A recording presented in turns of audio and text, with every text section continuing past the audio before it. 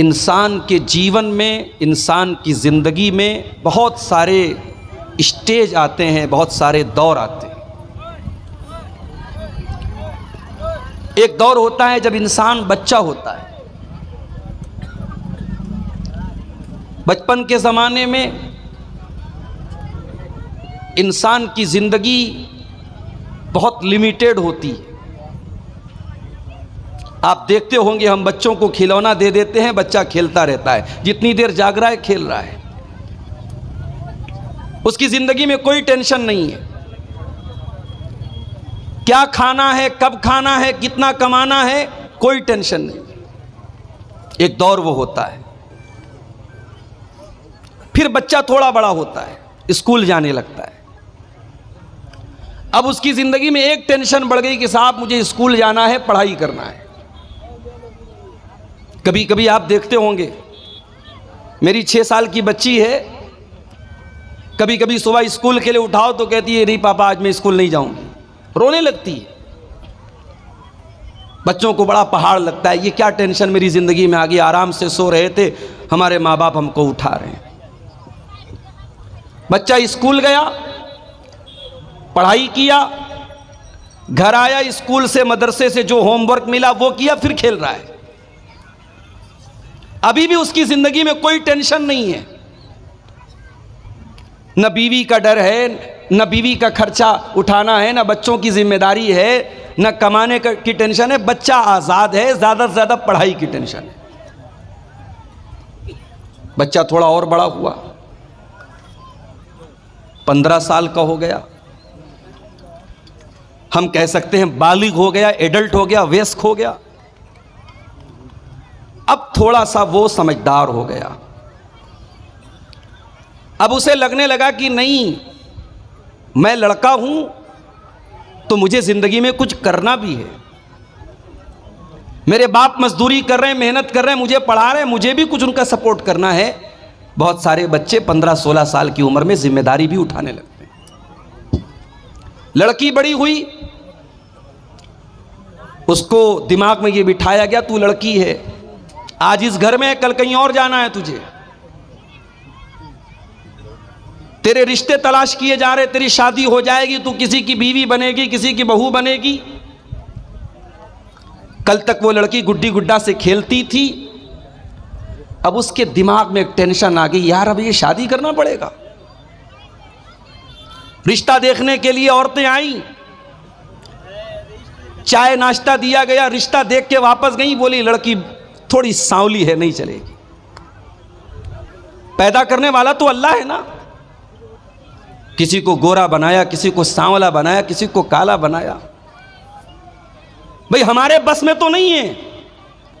मां जब बच्चे को जन्म देती है तो मां के बस में तो नहीं कि काले बच्चे को गोरा बना दे, लंबे को नाटा बना दे, ये तो उसके बस में नहीं है। लेकिन रिश्ते की औरतें आती हैं रिश्ता देखने, क्या कह के रिजेक्ट करती हैं, लड़की तो अच्छी है, थोड़ी सी नाक चिपटी है, थोड़ा सा रंग दबा हुआ है। अब वो लड़की जो बेचारी सज करके संवर करके आई थी, मेकअप करके आई थी, चाय लेकर के आई थी रिश्ता देखने वाली औरतों के सामने, और वो जब रिजेक्ट कर देती है तो ये जो रिजेक्ट हो जाने का जो असर है वो लड़की के दिमाग में मायूसी पैदा करता है। बहुत सारी लड़कियां बीमार पड़ जाती हैं जब बार बार उनका रिश्ता लोग देखने आते हैं और रिजेक्ट करके चले जाते हैं। कुछ लड़कियां ऐसी भी होती हैं, बड़ी पढ़ी लिखी हैं, दीनदार हैं, नमाजी हैं, पर्दा करने वाली हैं, किरदार की अच्छी हैं, कैरेक्टर की अच्छी हैं, बस बेचारी थोड़ी सी सांवली हैं। उनका रिश्ता जब बार बार रिजेक्ट होता है तो उनको तकलीफ होती है, उनको दर्द होता है कि हमें क्यों रिजेक्ट किया जा रहा है। बहुत सारे केस में ऐसा भी होता है, रिश्ता पसंद आ जाता है, शादी हो जाती है। तो इंसान का बचपन अलग था, बचपन के बाद लड़कपन अलग था, लड़कपन के बाद जवानी अलग है, अब जवानी के बाद जब शादी हुई तब की जिंदगी अलग है। शादी हो गई, बच्चे पैदा हो गए, अब कल तक अकेला था, कोई जिम्मेदारी सर पे नहीं थी, शादी हो गई तो बीवी की जिम्मेदारी उसके ऊपर आ गई। मार्केट जा रहा है तो अब उसको बीवी के मेकअप का आइटम भी खरीदना है, कपड़ा लेने जा रहा है तो बीवी का सूट भी लेना है, बीवी का दुपट्टा भी लेना है, बीवी का जूता चप्पल भी उसको लेना है। खर्चे बढ़ गए, जिम्मेदारी बढ़ गई। फिर जब वो साहिब औलाद हो गया, अब जिंदगी थोड़ी सी और चेंज हो गई, बदल गई। अब उसे डाइपर भी लेना है, उसे बेबी सोप भी लेना है, उसे बेबी क्रीम भी लेना है, उसे बेबी पाउडर भी लेना है, उसे बच्चे का पालना भी लेना है, बच्चे का झूला भी लेना है। अब जिंदगी में खर्चे बढ़ गए, जिम्मेदारी बढ़ गई। बच्चा बड़ा हुआ, अब बच्चे का स्कूल में एडमिशन कराने का सरदर्द शुरू हो गया। स्कूल का एडमिशन करा दिया तो किताबें भी दिलानी है, मंथली फीस भी भरना है, ट्यूशन की फीस भी भरना है। मेरे प्यारे साथियों, अब जिंदगी में जिम्मेदारी बढ़ती चली जा रही है। और आगे बढ़ो, अब बच्चे बड़े होने लगे, बेटी बड़ी होने लगी, बेटा बड़ा होने लगा। बेटे का कैरियर क्या बनेगा, बेटा जॉब करेगा या बिजनेस करेगा, बेटा बड़ा होकर के क्या करेगा, अब ये टेंशन भी उसको पैदा हो गई। बेटी बड़ी हो गई तो बेटी की शादी कहाँ करना है, किससे करना है, कैसा रिश्ता देखना है, अब ये टेंशन उसके अंदर आ गई। जिंदगी दिन ब दिन टेंशन पर टेंशन देती चली जा रही। इसीलिए अल्लाह कुरान में कहता है, लक़द खलक़नल इंसान फी कबद, हमने इंसान को इस तरीके से पैदा किया है। इंसान जिंदगी बड़ी स्ट्रगल करता है, संघर्ष करता है, मेहनत करता है, कद्दो काविश करता है। इंसान की जिंदगी में दिन ब दिन टेंशन बढ़ती चली जाती है। जिंदगी टेंशन का नाम है मेरे भाई। दुनिया में कोई ये कहता है मुझे कोई टेंशन नहीं, झूठ बोलता है वो। सबको टेंशन है। यह अलग बात है कि कोई अपनी टेंशन को दिल और दिमाग पे लेके परेशान रहता है और कोई मस्त मौला जिंदगी गुजारता है। एक जुमला बोलते हैं ना कि टेंशन लेना नहीं चाहिए, टेंशन दे देना चाहिए। टेंशन लेने से क्या फायदा है? टेंशन लेने से, दिमाग खराब करने से टेंशन खत्म तो नहीं हो जाएगी, मसला हल तो नहीं हो जाएगा। उससे बेहतर है मुस्कुराओ, हंसो, टेंशन आएगी देखा जाएगा। कुछ लोगों की लाइफ स्टाइल ऐसी होती है। तो जिंदगी के ये अलग अलग चरण हैं, अलग अलग स्टेज हैं, अलग अलग दौर हैं। अब जो आयत करीमा मैंने आपके सामने पढ़ी है खुतबे मसनूना के बाद, ये सूरह हदीद की आयत नंबर 20 है, आयत नंबर 20 है। इस आयत में अल्लाह ताला ने एक आयत में इंसान के जीवन में जितने चरण आते हैं, अब बांग्ला में इसको क्या बोलते हैं मुझे नहीं मालूम, हिंदी में चरण बोलते हैं, इंग्लिश में स्टेज बोलते हैं, स्टेजेस। इंसान की जिंदगी में जितने स्टेजेस आते हैं, जितने चरण आते हैं, जितने दौर आते हैं, एक आयत में अल्लाह ताला ने वो सारे दौर भी बयान कर दिए और फिर दुनिया की हकीकत भी अल्लाह ने बयान कर दी और हमें किसकी तैयारी करना चाहिए अल्लाह ने ये भी बयान कर दिया। इस एक आयत को समझ लिया आपने तो आज की तकरीर आपको समझ में आ जाएगी इंशाअल्लाह। कुरान का 27वां पारा, सूरह हदीद की आयत नंबर 20। एलमू अन्नमल हयातुद दुनिया लइबुन व लहवुन व ज़ीनतुन व तफाखुरुम बैनकुम। एक बात बोलूं, यूट्यूब पर जाओ और सर्च करो सूफ़ी अब्दुल रशीद। ये अफ्रीका के कारी हैं, क्या नाम है? सूफ़ी अब्दुल रशीद। बिल्कुल अफ्रीकन कैसे होते, गोरे तो नहीं होते, काले ही होते हैं। ये काले हैं, अफ्रीका के हैं, काले हैं। अल्लाह अकबर, क्या कुरान पढ़ते हैं। कभी रात में ईयरफोन लगा के सूफ़ी अब्दुल रशीद की कोई तिलावत सुनो, यही आयत जो मैं पढ़ रहा हूँ ये उनकी आवाज़ में सुनो, अल्लाह की कसम खा के कहता हूँ म्यूज़िक भूल जाओगे। ये जो म्यूजिक सुन करके सुकून मिलता है ना, ये दिल के मुर्दा होने की अलामत है। ये इस बात की निशानी, ये संकेत है कि तुम्हारा दिल मुर्दा हो चुका है, तुम्हारे दिल में कुरान की मोहब्बत खत्म हो चुकी है। तुम्हें म्यूजिक से सुकून मिलता है? अल्लाह कुरान में कहता है ला बिज़िक्रिल्लाहि तत्मइन्नुल कुलूब। मेरे ईमान वाले बंदों के दिलों को अल्लाह के जिक्र से सुकून मिलता है, कुरान से सुकून मिलता है। सहाबे किराम कुरान को पढ़ा करते थे, कुरान को सुना करते थे। हमारे प्यारे नबी कुरान को पढ़ा करते थे, कुरान को सुना करते थे। हमारा नौजवान आज गाना सुन रहा है। मैं जलसे में आ रहा था, रास्ते में कई नौजवानों को देखा मोबाइल पर बैठ करके रील्स देख रहे हैं, गाने देख रहे हैं। लड़कों का भी यही हाल है, लड़कियों का भी यही हाल है। आज वो आपके YouTube की हिस्ट्री पर जाके देखा जाए, गाने ज़्यादा मिलेंगे, म्यूज़िक ज़्यादा मिलेगा, फिल्में ज़्यादा मिलेंगी। ओ लोगों आओ ज़रा रब के कुरान को किसी अच्छे कारी की आवाज़ में तुम सुन तो लो। अल्लाह की कसम तुम म्यूज़िक भूल जाओगे, तुम गाने भूल जाओगे। एलमू अन्नमल हयातुद दुनिया लअबू व लहवू व ज़ीना। अल्लाह फरमा रहा है ऐ मेरे बंदो, ये दुनिया की ज़िंदगी तो खेल है, व लहवुन तमाशा है, व ज़ीनतुन और ज़ीनत है, आकर्षण है, एट्रैक्शन है। बच्चा छोटा है, खेल का दौर है। बच्चा थोड़ा बड़ा हुआ, 8 साल का हुआ, 10 साल का हुआ, व लहवुन अब तमाशा देखने लगा, अब टीवी देखने लगा, मोबाइल देखने लगा, यूट्यूब देखने लगा, वीडियो देखने लगा। वज़ीनतुन बच्चा थोड़ा बड़ा हुआ, लड़की थोड़ी बड़ी हुई, 15 साल के हो गए, 16 साल के हो गए। लड़की आईने के सामने खड़ी होकर के मेकअप करने लगी। लड़का अपने सर पर, अपने बाल पर, अपने चेहरे पर मेहनत करने लगा, अपनी पसंद का कपड़ा पहनने लगा, आईने में अपने आप को निहारने लगा, अपनी सेल्फी लेने लगा, अपने फोटो को फिल्टर कर करके लेने लगा। वज़ीनतुन इंसान की जिंदगी आकर्षण है, आकर्षण है, एट्रैक्शन है, जीनत है। व तफाखुरुम बैनकुम शादी हो गई, बिजनेस करने लगा।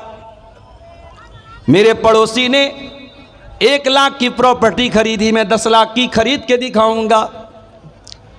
मेरे दोस्त ने सरकारी नौकरी हासिल कर ली, मैं भी मेहनत करके सरकारी नौकरी हासिल करूंगा।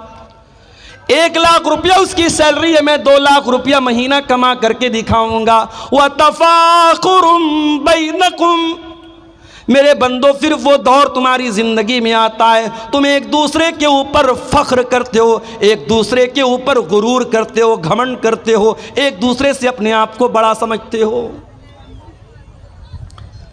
उसके बाद आखिरी दौर आया, इंसान बूढ़ा हो गया, उसके पोते पोतियां हो गए, उसके नवासे नवासियां हो गए। अब बैठ करके फख्र करता है, इतने मेरे बेटे, इतने मेरे पोते, इतने मेरे नाती, इतनी मेरी नतनी, इतने मेरे नवासे, इतने मेरी नवासी, इतनी मेरी जमीन, इतनी मेरी जायदाद। व तकासुरुन फिल अमवाली वल औलाद इंसान की जिंदगी का ये आखिरी दौर है। खूब पैसा हो जाए, खूब औलाद हो जाए। औलाद की तलब भी तो इंसान को होती है ना। कुछ लोग कहते हैं साहब मुझे अल्लाह ने लड़की दी है, मुझे लड़के की ज़रूरत नहीं है। हो सकता है कि आपको अल्लाह ने लड़की दी है, लड़का नहीं है, आप अपनी लड़कियों पर खुश हैं, ये हो सकता है। मगर ये कहना कि लड़के की ज़रूरत नहीं है, ये गलत है। लड़के की ज़रूरत तो नबियों को भी पड़ी है। नबियों ने अल्लाह से बेटा मांगा है। इब्राहीम अलैहिस्सलाम को देखो, बूढ़े हो गए, कोई बेटा उनका नहीं है, बाप ने घर से निकाल दिया है। अल्लाह की तौहीद की दावत दे रहे, सारी दुनिया उनकी दुश्मन बनी हुई है। इब्राहीम अलैहिस्सलाम अल्लाह से दुआ करते हैं, रब्बी हबली मिनस सालिहीन, परवरदिगार मुझे नेक बेटा अता फरमा। बेटा मांगा। हमारे नबी को भी अल्लाह ने बेटा दिया। यह अलग बात है जो बेटा पैदा हुआ, कासिम पैदा हुए बचपन में इंतकाल कर गए, अब्दुल्ला पैदा हुए बचपन में इंतकाल कर गए, तीसरा बच्चा पैदा हुआ हजरत मारिया के पेट से। अल्लाह के नबी ने बड़े शौक से अपने बच्चे का नाम इब्राहिम रखा। अपने बाप, अपने जद्दी अमजद हजरत इब्राहिम अलैहिस्सलाम के नाम पर अपने बच्चे का नाम रखा। अकीका भी किया आपने, नाम भी रखा अपने बच्चे का। अरब के दस्तूर के मुताबिक आपने बच्चे को दूध पीने के लिए दाई के हवाले कर दिया, देहात भेज दिया। ये अलग बात है, अल्लाह ने मेरे नबी की तकदीर में यह भी लिखा था कि ऐ मेरे नबी, आपका कोई बेटा जवान नहीं हो पाएगा, जवान नहीं होना है किसी बच्चे को। तीसरा बेटा पैदा हुआ इब्राहिम। जब यह बच्चा 1.5 साल का हुआ और देहात में एक आदमी के घर में रहता था, वहीं यह बच्चा दूध पीता था, वहीं रहता था। बच्चा बीमार हो गया। अल्लाह के नबी को बताया गया कि आपका बेटा बहुत बीमार है। आप सहाबे किराम को लेकर के पहुंचे, आपने बच्चे को गोद में लिया। आप अल्लाह के नबी हैं, आखिरी नबी हैं। आपसे मजबूत कलेजा किसका हो सकता है, आपसे मजबूत दिल किसका हो सकता है। मगर औलाद की मोहब्बत तो मेरे नबी के सीने में भी मौजूद थी। आपने देखा मेरा इकलौता बेटा आखिरी सांसें ले रहा है, दम तोड़ रहा है। अल्लाह के प्यारे नबी की आंखों से आंसू जारी हो जाते हैं, आपकी आंखों से आंसू गिरने लगते हैं। और सहाबे किराम अपने नबी को रोता हुआ देख करके कहते हैं, अल्लाह के नबी, ये हम क्या देख रहे हैं, आप रो रहे हैं, आपकी आंखों से आंसू बह रहे हैं।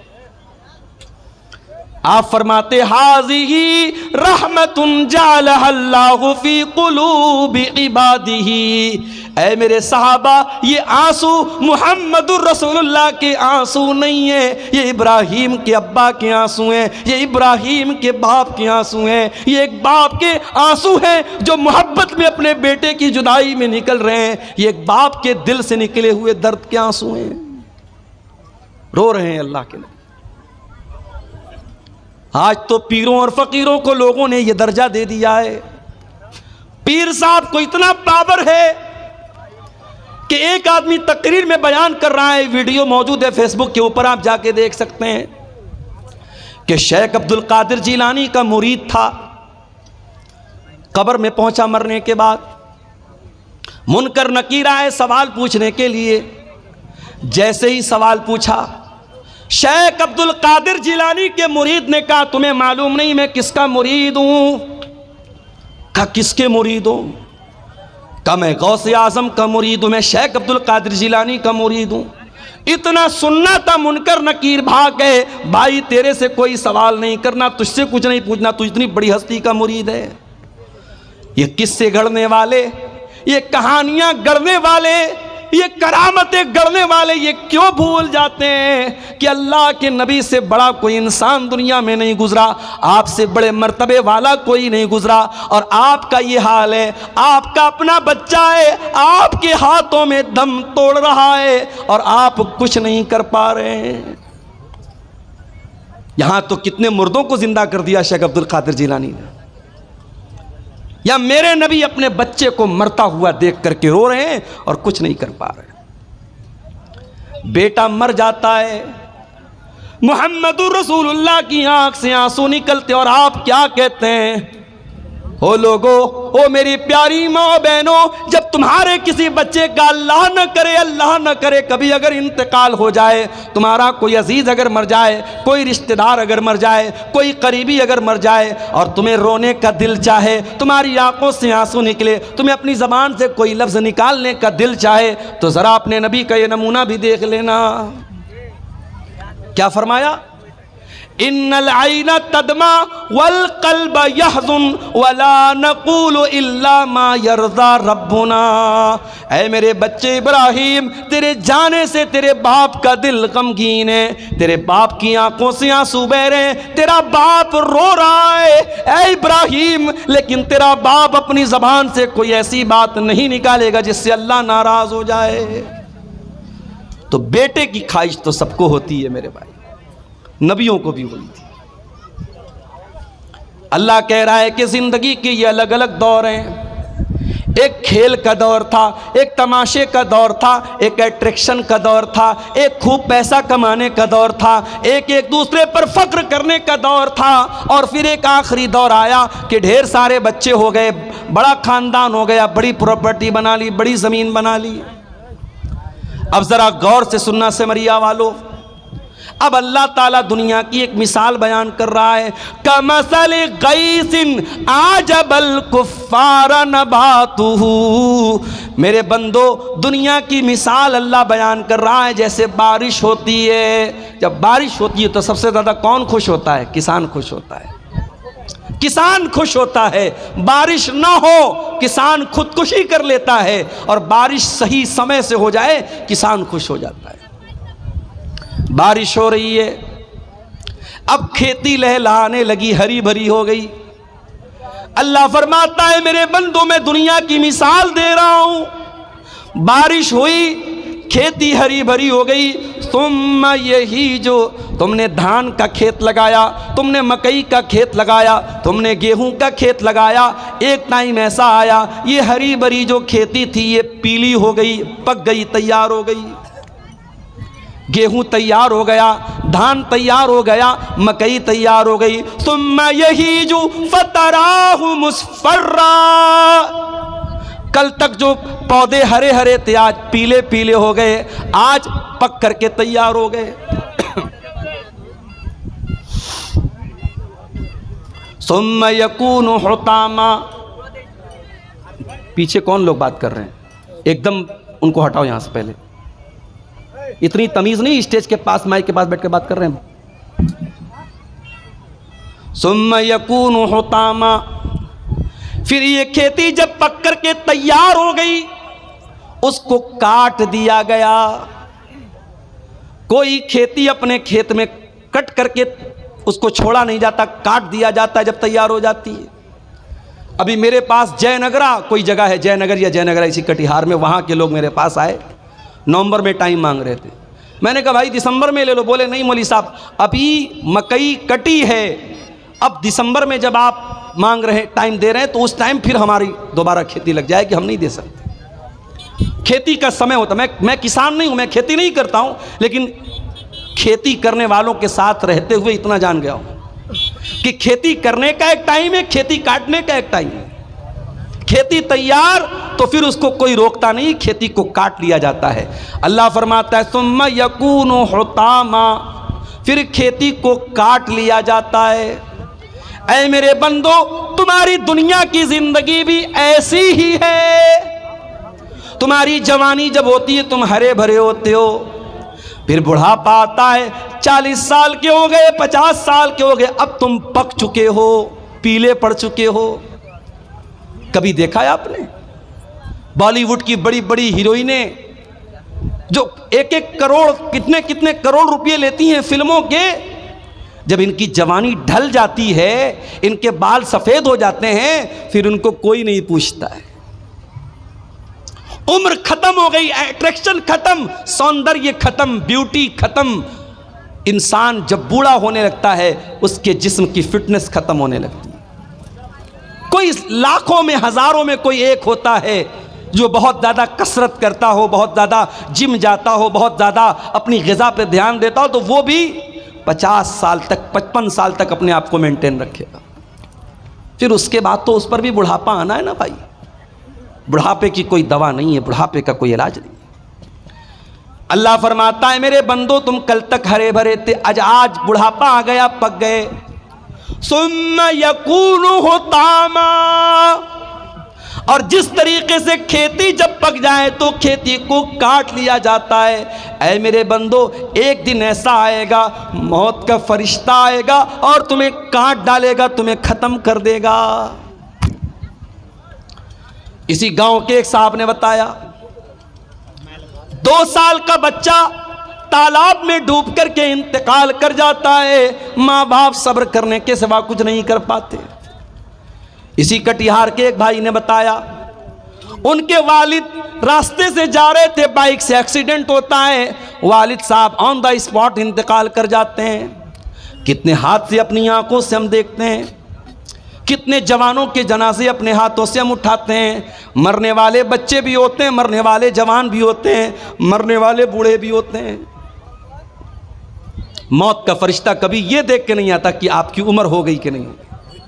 मौत का फरिश्ता अल्लाह के हुक्म से आता है। सुम्मा यकूनु हुतामा, एक दिन तुमको कट जाना है, मर जाना है, दुनिया से चले जाना है। कब तक रहना है नहीं पता, 40 साल भी रह सकते हो, 50 साल भी रह सकते हो सकता है कि कल की सुबह का सूरज भी तुम न देख पाओ। मेरे बंदो ये दुनिया की जिंदगी खत्म हो जाएगी। व फिल आखिरति अज़ाबुन शदीदुन व मग़फ़िरतुम मिनल्लाहि व रिज़वान, और जब अल्लाह ताला के पास जाओगे तो वहाँ 2 रास्ता है, एक तरफ अल्लाह का अज़ाब है, एक तरफ जहन्नम की आग है, और दूसरी तरफ अल्लाह ताला की नेमत है, अल्लाह की जन्नत है, अल्लाह की रजा है। अब तुम तय कर लो तुमको जन्नत में जाना है कि जहन्नम में जाना है। तुम तय कर लो, तुम डिसाइड कर लो, तुम फाइनल कर लो। वमल हयातुद दुनिया इल्ला मताउल गुरूर, और ये दुनिया की ज़िंदगी जिस पर तुम इतना फ़ख्र करते हो, इतना नाज करते हो, जिस दुनिया की ज़िंदगी के लिए तुम कितना हराम काम करते हो, कितना नाजायज़ काम करते हो, ये दुनिया